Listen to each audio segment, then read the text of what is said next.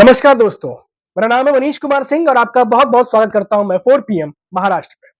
दोस्तों, कंगना रनावत का कुछ दिनों पहले एक बयान आया था और उस बयान को लेकर के आपने देखा होगा कि कितना तूल पकड़ा ये मामला, जिसमें उन्होंने कृषि कानून को वापस लाने की बात कही थी, सजेशन दिया था, अपने मन के भाव रखे थे।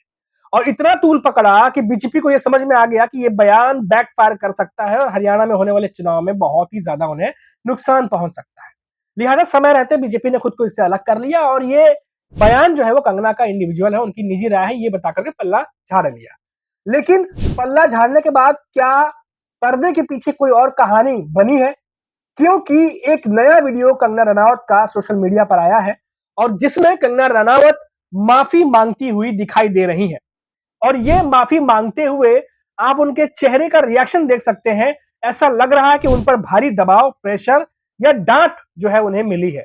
आप देखिए कंगना रनावत जो वीडियो है, पहले आप वो देखिए और उसके बाद हम आगे बात करेंगे। और साथ ही साथ आज हम कुछ और बीजेपी के नेताओं के बारे में बात करेंगे कि आखिर सत्ता में रहने वाले जो बीजेपी के नेता हैं, उन्हें ध्यान देना चाहिए देश के विकास पे, एम्प्लॉयमेंट पे। और अभी बेरोजगारी की जो नई दर आई है उसको देखिए आप कि कितनी बेरोजगारी बढ़ गई है उन पर। लेकिन क्यों बार बार बीजेपी के जो ये नेता है, चाहे वो रवि किशन हो, चाहे वो कंगना रनावत हो, चाहे वो मनोज तिवारी हो, जिन तमाम जो कभी एक्टर थे नेता बन गए हैं, अभिनेता से नेता बन गए, आखिर ये लोग क्यों इस तरीके के बयान देते हैं कि बार बार कंट्रोवर्सी होती रहती है? क्या ये कोशिश होती है मुद्दों से भटकाने की या फिर क्या वजह होती है?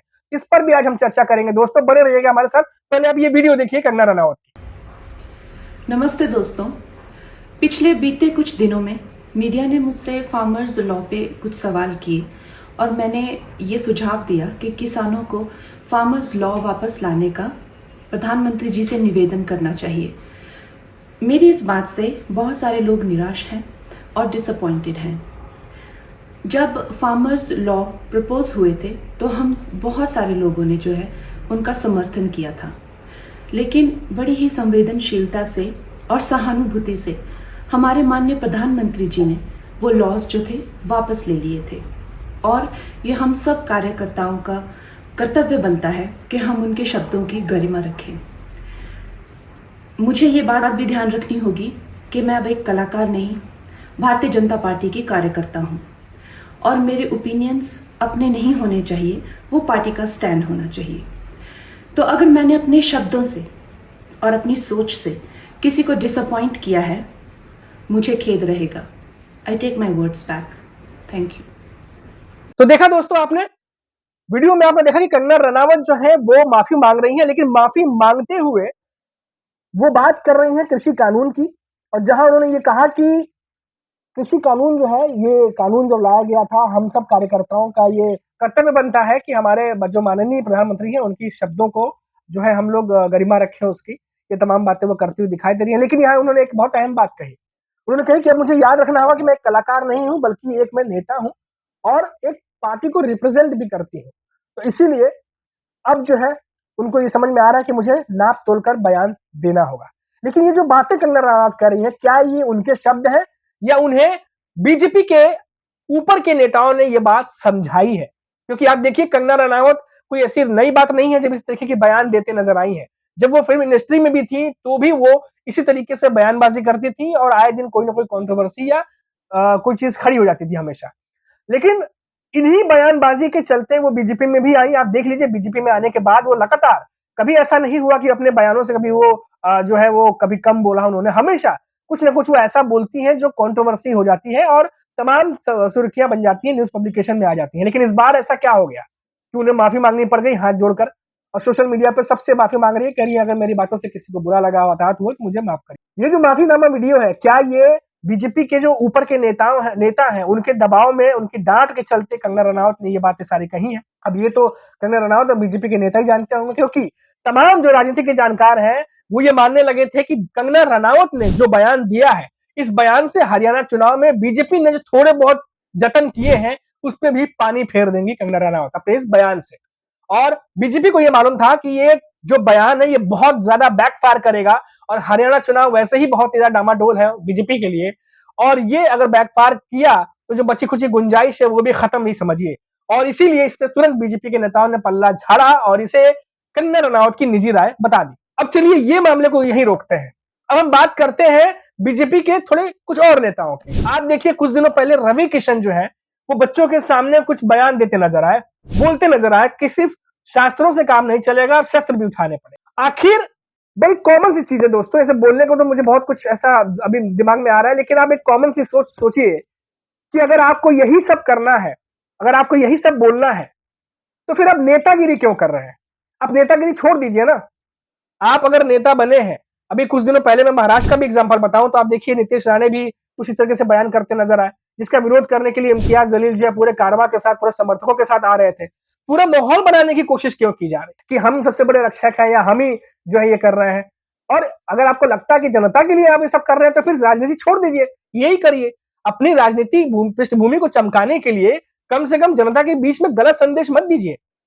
चलिए, मैं किसी भी नेता का कोई भी बैकग्राउंड या उनके बच्चे की क्वालिफिकेशन क्या है, मैं ये आपको आज नहीं बताऊंगा।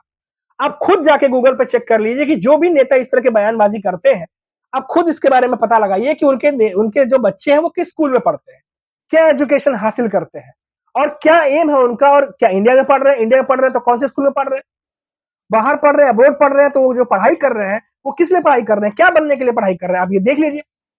ये सब देखने के बाद मैं जनता से भी यही कहूंगा कि जरा अपनी आंखें खोले, अपने दिमाग को जरा खोले और सोचे कि जो भी नेता बयानबाजी कर रहे हैं वो आखिर क्यों कर रहे हैं।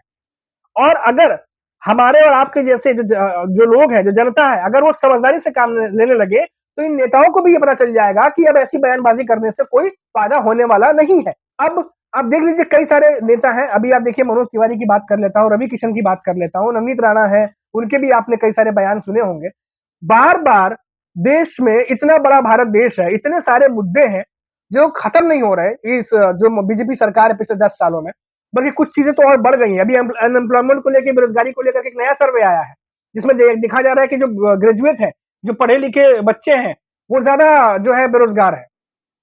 इन सब मामलों पे उन्हें नहीं बोलना है, इन सब मामलों पर कोई सोल्यूशन नहीं ढूंढना है। किसी आपके पास भी कई सारे वीडियोस आते होंगे, आप देखिए इन नेताओं से बेरोजगारी को लेकर के 4 सवाल पूछ लिए जाए तो ये हकलाने लगते हैं, इनके पास कोई जवाब नहीं होता।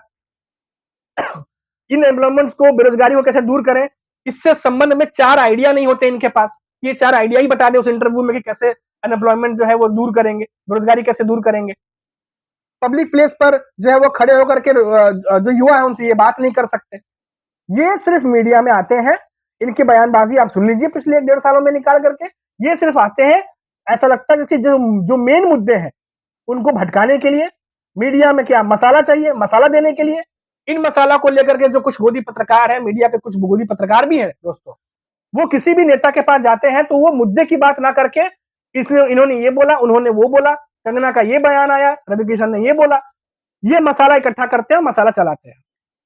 लेकिन कोई मुद्दे की बात अगर आप कर लीजिए, उसके ऊपर आप चाहे अब निर्मला सीतारमण का प्रेस कॉन्फ्रेंस देख लीजिए और देश के गृह मंत्री अमित शाह को देख लीजिए, कोई भी मुद्दे से जुड़ी, बेरोजगारी से जुड़े हुए मुद्दे पूछ लीजिए, टैक्स को लेकर के कोई क्रॉस क्वेश्चन कर लीजिए, कभी आपको सेटिस्फेक्शन वाला जवाब मिल जाएगा। अब मुझे वो प्रेस कॉन्फ्रेंस का वीडियो लिंक शेयर कर दीजिए कमेंट बॉक्स में, मैं भी देखना चाहता हूँ कि उन्होंने कब जो है पत्रकारों का या जनता के सवालों का सही सही जवाब दिया हो, जो लगा हो कि नहीं ये सेटिस्फैक्टरी है, इसको सुनने के बाद संतुष्टि मिल गई, हाँ ये चीज तो होगी। इन चीजों को लेकर के कभी बात नहीं होती है दोस्तों।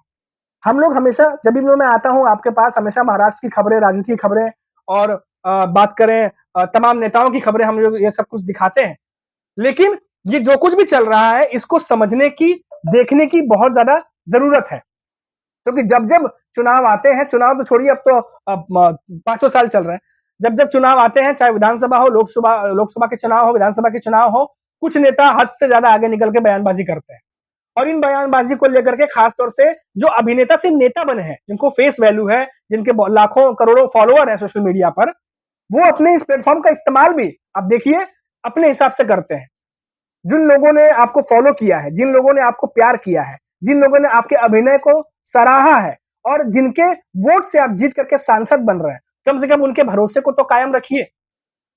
क्यों बार बार हमेशा हम देखते हैं कि बांटने की राजनीति, धर्म की राजनीति और इन यही सब चीजें चल रही हैं। जो अभी रवि किशन का जो बयान आया, आप देखिए वीडियो में बच्चों के सामने खड़े होकर शस्त्र और शास्त्रों की बात कर रहे हैं। वो फिर कहाँ है देश का कानून? क्यों नहीं जो ये नेता है, जो सांसद है, जो तमाम किसी एक नेता की बात नहीं कर रहा, जितने भी नेता इस तरह के बयान देते हैं, क्यों नहीं उनको संज्ञान में लिया जाता, उनसे पूछा जाता कि आप पब्लिक प्लेस पर ऐसी बयानबाजी क्यों कर रहे हैं?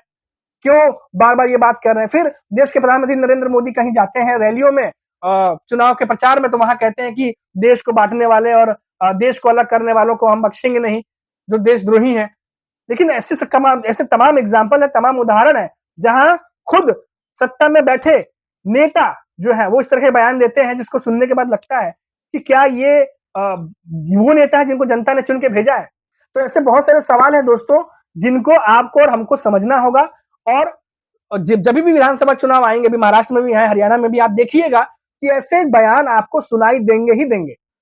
और हमेशा मैं ये कहता हूँ कि जभी भी इस तरह के बयान आए या कोई नेता इस तरह से करना चाहता हो, तो उससे इन्फ्लुएंस मत होइए।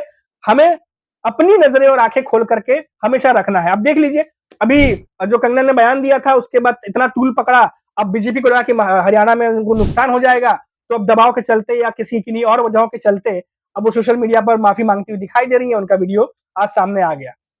लेकिन याद रखिए दोस्तों, यही कंगना रनावत इससे पहले भी कई बार कई नेताओं को निशाना बनाती रही हैं और कई सारे ऐसी बातें भी बोली हैं, जिसको लेकर के विपक्ष के नेता भी कई बार नाराज़ हुए हैं। उन्होंने कहा कि ऐसी बयानबाज़ी कम से कम नहीं करनी चाहिए, चाहे वो राहुल गांधी को लेके हो, चाहे किसी अन्य सीनियर नेता को लेकर के हो। मैं सिर्फ सत्ता में बैठे नेताओं की बात नहीं कर रहा हूं दोस्तों। कोई नेता अगर विपक्ष में भी है, अगर वो भी इस तरीके की बयानबाज़ी करता है, बाँटने की बात करता है खास तौर पर, और ऐसी अनर्गल बातें जो उसे पब्लिक प्लेस पे नहीं करनी चाहिए बतौर नेता, क्योंकि वो लाखों लोगों का, हजारों लोगों का नुमाइंदा है, वो अगुवाई कर रहा है, वो लीडर है। अगर वो इस तरीके की बातें करेगा तो समाज में क्या मैसेज जाएगा? और अगर कोई नेता ऐसा बात करता है तो जनता को अब उसे पीछे लेना ही होगा, क्योंकि इस देश में और कई सारे ऐसे मुद्दे हैं जिससे हमारे युवा, हमारे देश के बच्चे जो हैं वो गुजर रहे हैं, और उन समस्याओं का समाधान निकालना ये सरकार की जिम्मेदारी है और निकालना ही पड़ेगा, क्योंकि इसके अलावा ध्यान भटकाने से अब काम नहीं चलने वाला। और बात करूं महाराष्ट्र के परिप्रेक्ष्य में दोस्तों, तो महाराष्ट्र की जनता ये भलीभांति जानती है कि कौन सी सरकार उनके लिए काम कर सकती है और कौन सी नहीं कर सकती। और लोकसभा चुनाव के बाद हमने वो देखा कि इस बार जनता का मूड क्या है, और विधानसभा चुनाव के बाद भी पक्का हो जाएगा कि उन्हें महाराष्ट्र में किसकी सरकार चाहिए। तो दोस्तों, ये कुछ खबरें बहुत दिनों से मैं सुन रहा था, बहुत दिनों से देख रहा था, और सोचा कि क्यों ना आज इस पर आपसे बात की जाए, कुछ जानकारी आपसे साझा की जाए। और अभी के लिए फिलहाल इतना ही, फिर लौटेंगे तो बात करेंगे महाराष्ट्र से किसी बड़ी खबर पर। तब तक आप देखते रहिए 4 PM महाराष्ट्र, और मुझे इजाजत दीजिए। नमस्कार।